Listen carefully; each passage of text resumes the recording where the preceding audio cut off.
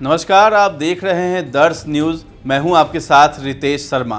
बिहार किसी बड़े सियासी खेल का इंतजार कर रहा है।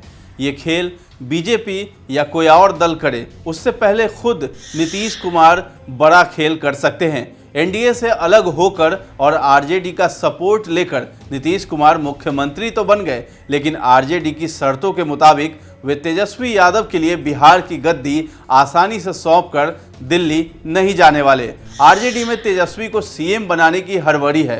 हालांकि तेजस्वी ये बात साफ कर चुके हैं कि उन्हें सीएम बनने की कोई हड़बड़ी नहीं है।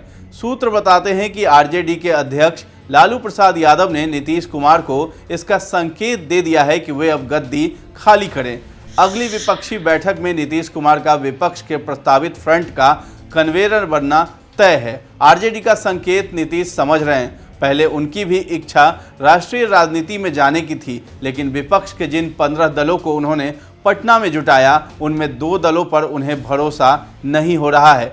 आम आदमी पार्टी और तृणमूल कांग्रेस के अंदाज को देखकर नीतीश कुमार को विपक्षी एकता की कामयाबी पर अब संदेह होने लगा है। इधर महाराष्ट्र में एनसीपी में मचे घमासान से नीतीश कुमार के कान खड़े हो गए हैं। आरजेडी की हड़बड़ी को इससे भी समझा जा सकता है कि लालू ने ही नीतीश की मुलाकात सोनिया गांधी से पहली बार कराई थी। विपक्षी एकता की पहली बैठक जब टल गई तो खुद लालू यादव ने कांग्रेस के राष्ट्रीय अध्यक्ष मल्लिकार्जुन खड़गे को अगली बैठक में आने के लिए फ़ोन किया। तेजस्वी यादव एमके स्टालिन को न्योता देने खुद तमिलनाडु गए।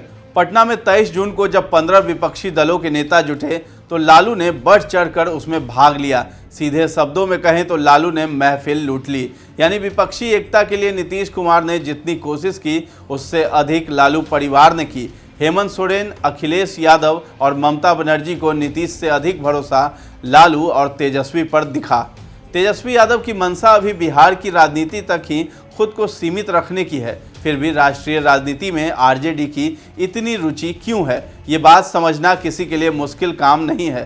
तेजस्वी को मलाल है कि बिहार की सरदारी से वे महज गिने चुने कदमों से 2020 में पीछे छूट गए थे। विधानसभा का चुनाव तेजस्वी ने अपने दम पर लड़ा था। महागठबंधन में वाम दलों को शामिल करने का फैसला भी उन्हीं का था। चुनाव प्रचार में जहां एनडीए के दिग्गज नेता उतरे थे, वहां अकेले तेजस्वी यादव महागठबंधन के स्टार प्रचारक थे। तेजस्वी ने विधानसभा में सर्वाधिक सीटें लाकर अपनी योग्यता भी साबित कर दी थी। अपनी ताकत आजमाने के लिए उन्होंने ना अपने पिता लालू यादव का सहारा लिया और ना ही मां राबड़ी देवी को मंचों पर बिठाया था। यहां तक कि चुनावी पोस्टर बैनर से दोनों को दूर ही रखा था। चुनाव बाद असदुद्दीन ओवैसी की पार्टी एआईएमआईएम के 5 में से 4 विधायकों को भी आरजेडी में तेजस्वी ने ही शामिल कराया था। आरजेडी के पास नीतीश के विधायकों को छोड़कर सरकार बनाने के लिए सिर्फ 6 विधायकों की जरूरत है। नीतीश कुमार की परेशानी यह है कि एक साथ उनके सिर पर कई खतरे मंडराते नजर आ रहे हैं। पहला ये कि जिन 15 विपक्षी दलों को उन्होंने पटना में एक मंच पर जुटाकर खूब वाहवाही लूटी, उनमें आप और टीएमसी जैसी पार्टियां अपने आचरण से अब तक यही साबित करती रही हैं कि वे विपक्षी एकता का मोर्चा बनने ही नहीं देंगी। ममता बनर्जी को सिर्फ बंगाल की सत्ता से सरोकार है। राष्ट्रीय राजनीति में उनकी इतनी ही रुचि है कि अपनी पार्टी के अधिकाधिक सांसदों को भेजकर वे एहसास कराना चाहती हैं कि पंचायत से लेकर संसद तक उनकी पार्टी ताकतवर है। आम आदमी पार्टी को जब से राष्ट्रीय पार्टी का दर्जा मिला है, तभी से उसे इस बात का गुरूर हो गया है कि अपने दम पर वो अपना विस्तार कर सकती है। दिल्ली के बाद पंजाब में कामयाबी ने आम आदमी पार्टी के हौसले बुलंद कर दिए हैं। अब उसे भरोसा हो गया है कि देर सवेर वो देश भर में फैल जाएगी। यही वजह है कि अरविंद केजरीवाल विपक्षी एकता के प्रति उतने उत्साह में नहीं दिखते, उल्टे वे तरह तरह की शर्तों से अड़ंगा ही डाल रहे हैं।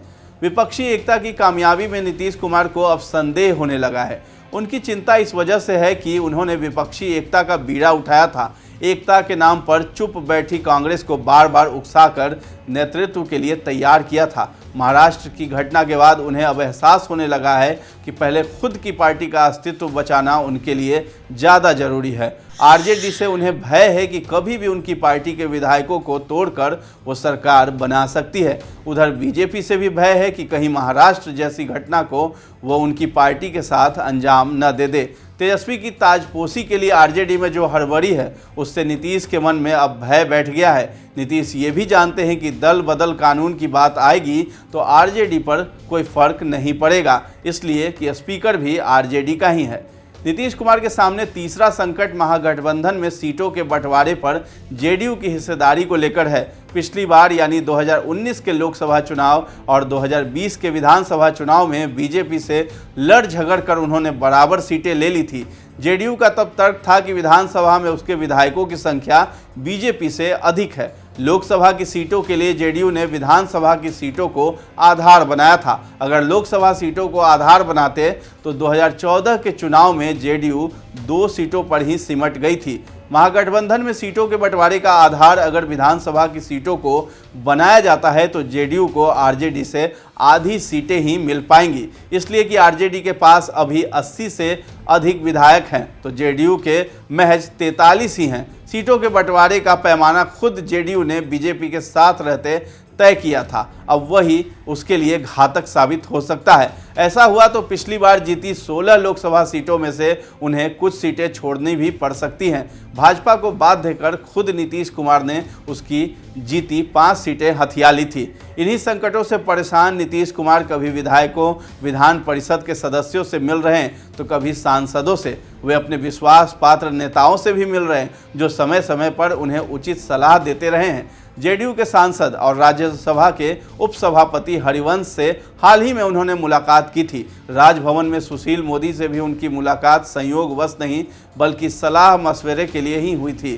सुशील मोदी ने 2017 में महागठबंधन छोड़कर बीजेपी के साथ आने में नीतीश कुमार की मदद की थी। हरिवंश के पीएम मोदी से बेहतर संबंध बताए जाते हैं। ये दोनों ऐसे व्यक्ति हैं जो न सिर्फ नीतीश कुमार को उचित सलाह दे सकते हैं बल्कि सीएम नीतीश के मन में अगर एनडीए में लौटने की इच्छा है तो उस दिशा में भाजपा और उनके बीच कड़ी का भी काम कर सकते हैं।